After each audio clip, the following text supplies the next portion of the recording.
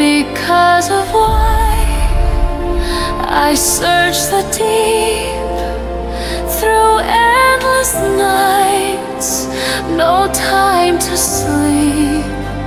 The call inside I can't deny. I'll find the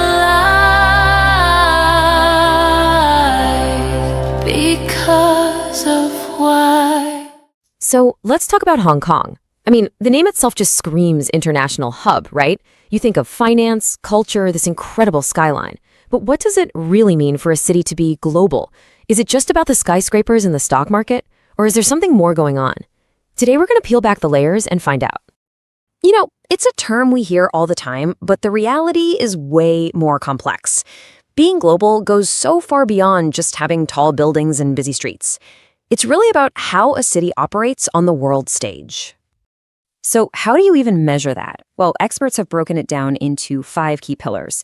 You've got economics, human capital, quality of life, environment, and governments. Now, all of these are super important, but for today, we're going to zoom in on 2 really contrasting angles: Hong Kong's unbelievable economic power and its much more complicated social fabric. All right, first up, let's talk about the thing Hong Kong is most famous for, its economy. When it comes to the world of finance, this city is an absolute giant. For decades, it's been the go-to gateway for investors looking to get in on the action in the Asia-Pacific. It's built this rock-solid reputation as the place to be if you want to manage both your risks and your opportunities in the region. Okay, so how does it attract all that money? Well, a huge part of the answer is a tax system that is, frankly, incredibly friendly to business. We're talking zero tax on a lot of investment profits, no capital gains tax, no VAT. The whole system is basically engineered to be a magnet for capital. And, you know, it's not just about the rules on paper, it's in the culture. You hear it from business leaders like Robert Buchbauer from Swarovski.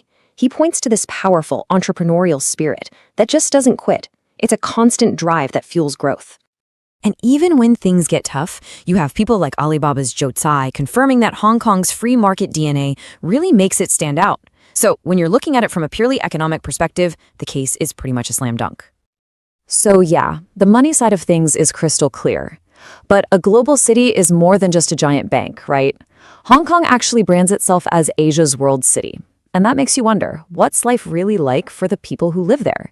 And this is where the story gets a whole lot more complex.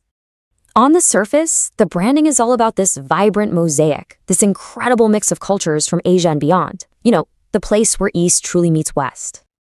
But that official story raises a really important question.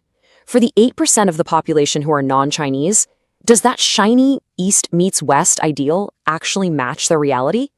Well, academic research suggests the picture is, well, it's not that simple. So let's really dig into the social fabric of the city and ask that question, who is Asia's world city actually for? Now, when you look at the actual makeup of Hong Kong's ethnic minority community, a surprising picture starts to form. It's overwhelmingly made up of people from South and Southeast Asia. In fact, Filipinos and Indonesians alone account for more than half of the entire group. And despite all that diversity, studies show that ethnic minorities can face some pretty significant hurdles. We're talking about everything from language barriers with Cantonese to what researchers call ambiguous government policies on social inclusion. And this can sometimes lead to a feeling of a social hierarchy and even segregation in some areas. This really gets at a fundamental difference in cultural approach. In many East Asian cultures, the main goal is social harmony, which often means prioritizing the collective good, usually based on the needs of the majority. That's a bit different from the Western idea of social justice, which tends to focus more on individual rights and making sure the needs of all groups are met equally. The result is what researchers have called a kind of selective multiculturalism. It creates these cultural segments instead of real, deep integration. It's this phenomenon of living together, but separately. So, where does that leave us? Well, what we have are 2 very different, but you could argue, equally valid stories about Hong Kong. On the one hand, you've got this undeniable economic titan, a global hub for wealth, an unmatched gateway to Asia. But on the other hand, you have this really complex social mosaic, a city that's still figuring out the challenges of multiculturalism and navigating this dynamic of living together but separately. And all of this leaves us with a really big question. There's no doubt Hong Kong is a global financial city, but its journey to becoming a truly global world city, well, that story is still being written. So what do you think really defines a global city? Is it all about the balance sheet, or is it about the people? I'd love to know what you think, so drop your perspective in the comments below.